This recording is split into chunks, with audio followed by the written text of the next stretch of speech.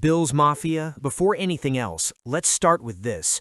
Your Buffalo Bills are fighting, grinding, and improving every single week. This team is pushing to sharpen the details, tighten the discipline, and build the kind of consistency that brings real results when it matters most: January football.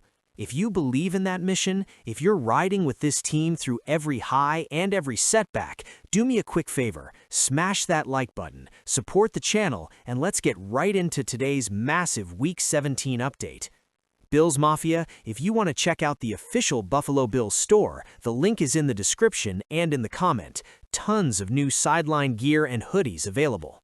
Because Buffalo's final injury report is out, and the picture heading into the showdown with the Philadelphia Eagles is complicated, frustrating, and honestly, pretty nerve-wracking, even for Josh Allen. Bills fans, you already know this season has been one long roller coaster of adversity, but this week, this one might be on another level. With the Eagles coming to town, one of the most physical, punishing teams in the league, the Bills will be entering this matchup short-handed all over the roster. Sean McDermott officially ruled out several key players. Matt Prater, out. DT Jordan Phillips, out. Jordan Poyer, out. These aren't small losses. These are foundational pieces in all three phases. But before we go deeper into that, let's start with the good news. Josh Allen is a full go for Sunday. That's right, despite dealing with a foot injury, Allen logged limited full through the week and has been cleared to play. And let's be honest, Bills Mafia, if he couldn't go, this team would be in serious trouble. Allen is the engine, the spark, the one-man demolition crew who has dragged Buffalo to clutch wins all season, including the playoff-clinching victory over Cleveland. So breathe easy on that one. Your QB1 is suiting up. But that's where the good news ends. Because the rest of the injury report, it's rough, really rough. Friday's update brought even more bad developments. DT Daquan Jones, out, calf setback. Tight end Dalton Kincaid, questionable. Tight end Dawson Knox, questionable. When Allen saw this report, you can imagine the frustration, because two tight ends being hurt at the same time is no small issue in this offense. The Bills' passing game relies heavily on tight end production, sometimes even more than the wide receivers. Kincaid has been a top 3 weapon all season. Knox is one of Allen's most trusted third down options. If both can't go, it doesn't just remove two bodies, it alters the entire structure of the offense. And now, let's talk about the defense. Daquan Jones, one of Buffalo's most reliable trench players, has been ruled out after suffering a setback to his calf. Sean McDermott explained it simply. Coming out of that game, a little bit. After the game, still dealing with it. It's either where it was or slightly worse, maybe. Not what you want to hear. Jones already missed time earlier this season because of the same injury, and with 4 other key defensive linemen already lost for the year, Jones has been forced to play out of position at times, even taking snaps at defensive end. Despite all that, he's been outstanding, tied for 3rd on the team in sacks and one of Buffalo's most consistent run defenders. And now he's sidelined again. Add that to Phillips being out, and suddenly Buffalo is extremely thin inside. This brings us to the next problem. If Kincaid and Knox can't go, the Bills' offense becomes limited in both formation versatility and matchup exploitation. The tight ends aren't just blockers, they're safety valves, seam stretchers, and red zone mismatches. Pull both from the field, and suddenly defenses can key in on Stephon Diggs, Khalil Shakir, and the run game. And on defense, the situation is even direr. With Daquan Jones out, with Jordan Phillips out, with Larry Ogunjobi coming off a week as a healthy inactive, with the team already missing 4 defensive trench defenders for the season, we're talking about an interior defensive line that's down to rookies, rotational pieces, and emergency depth. TJ Sanders will see an expanded role. Deone Walker will need to play more snaps than ever. Larry Ogunjobi, who has struggled mightily this year, will likely be forced back into action. And all of this is happening at the worst possible time, because guess who's running the ball better than almost anyone in the league? Saquon Barkley. The Eagles star has rushed for 120-plus yards in 2 of his last 3 games, and Philly's offensive line has rediscovered its rhythm. Buffalo already ranks 4th worst in rushing yards allowed per game, 144.3.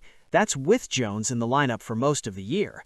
Now they'll have to slow down Barkley without him, on a short depth chart, on a short week, in a heavyweight matchup that could determine playoff seeding.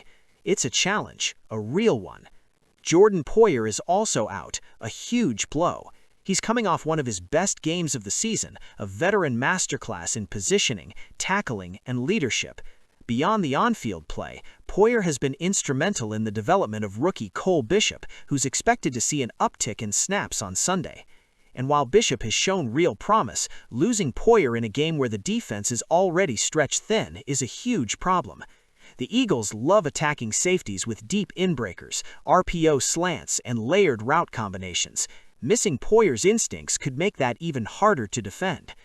Bills Mafia, let's be real, the Eagles are one of the most physical teams in football. They will test every weakness, especially in the trenches. And Sunday, Buffalo is walking into this matchup without DT1 Daquan Jones, DT3 Jordan Phillips, S1 Jordan Poyer, kicker Matt Prater, possibly both tight ends, plus multiple players nursing soft tissue issues. This is not ideal, not even close. This is going to be a survive and advance type of game, the kind of matchup where your stars need to carry you, your depth needs to play above their grade, and your coaching staff needs to scheme out of tight spots. The Bills have done it before this year, but Week 17 is a different beast. It means this team is going to be tested again. It means Josh Allen might have to put the cape on again.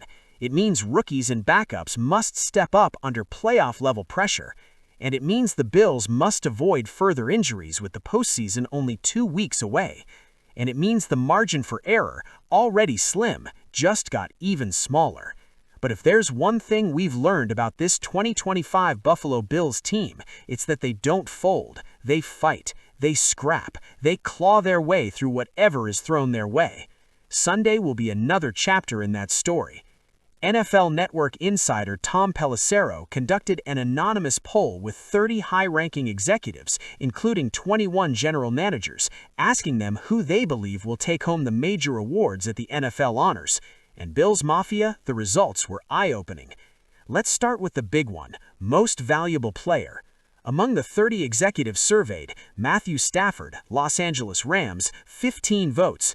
Drake May, New England Patriots, 5 votes. Josh Allen, Buffalo Bills, 4 votes. Myles Garrett, 2 votes. Justin Herbert, 1 vote. So, Josh Allen finishes 3rd.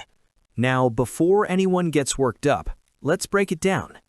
Stafford is sitting at 40 total touchdowns, leading the NFL.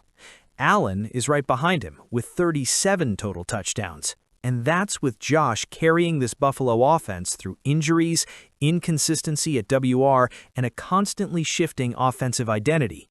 And let's be honest here, if MVP really were about value, you could argue that Josh Allen is the most essential player to his team in the entire league. Without him, the Bills don't just struggle, they collapse. But the voters see this thing differently. MVP has become a stat-driven quarterback award. Period. The last non-QB to win MVP? Adrian Peterson in 2012. Before that, LaDainian Tomlinson in 2006. That's how locked in this award is. So Stafford being the frontrunner isn't shocking. He's producing at an insane clip in an explosive offensive system. But Allen finishing 3rd? That tells you the league respects what he's doing, even if he's not the Vegas favorite. Offensive Player of the Year. Could Allen or Cook steal this one? Here's where things get interesting. Because recently, MVP is a QB award, and Offensive Player of the Year has kind of become the skill position award. But executives don't always see it that way. In the poll, Jackson Smith-Njigba, wide receiver, 15 votes. Matthew Stafford, quarterback, 6 votes. Josh Allen, quarterback, 2 votes. Bijan Robinson, running back, 2 votes. And then a handful of players got single votes, including James Cook. Yes, James Cook, your James Cook, got 1 vote from the 30 executives. And honestly, he deserves to be in the conversation. Cook's 2025 season has been the best of his career. 1,532 rushing yards so far, 12 rushing touchdowns, a real shot to win the 2025 rushing title. He has 5 explosive plays of 40-plus yards, more than some teams have total. His combination of vision, acceleration, and home run burst has made him one of the most dangerous runners in football. And when you compare him to his brother Dalvin's legendary 2020 season, we're talking about numbers that are shockingly similar. So the fact that Cook received a vote tells you this: NFL executives see James Cook as a legitimate top-tier offensive weapon. But the real question is, could he win Offensive Player of the Year? Probably not this year, but he's on the radar, and that alone is huge. Even though no other Bills players received votes for major awards, Buffalo has gone head-to-head with many of the league's projected winners. Let's break it down quickly. Most executives believe Myles Garrett is the frontrunner. Buffalo just saw him, up close, and still won. Executives believe Carson Schwarzenegger is the guy. Buffalo saw him too, and beat his Browns. Carolina wide receiver Tateroa McMillan is the favorite. He put up 7 catches for 99 yards against Buffalo, but the Bills still handed the Panthers a 40-9 loss. Mike Vrabel is seen as a real contender, and he split the season series with Buffalo. So while the Bills don't have a Defensive Player of the Year candidate, or a Rookie of the Year contender, or a Coach of the Year nomination, they do have one thing that matters. They have Josh Allen and James Cook leading an 11-win playoff team, and that is why Buffalo is dangerous heading into January. So here's what I want to know. Do you believe the Bills can overcome all these injuries and handle the Eagles on Sunday? Can Josh Allen carry this team one more time? Do you trust the depth on the defensive line to hold up against Saquon Barkley? Drop your thoughts in the comments. I read every single one, and I want to hear what Bills Mafia thinks about this critical Week 37 matchup. And before you head out, hit that like button, subscribe to the channel, and turn on notifications so you never miss an exclusive update like this. Official Buffalo Bills gear, new drops, and exclusive items, all in the link below. Check it out, Bills Mafia. Because no matter the injuries, no matter the setbacks, the fight continues, and the playoffs are right around the corner. Go Bills!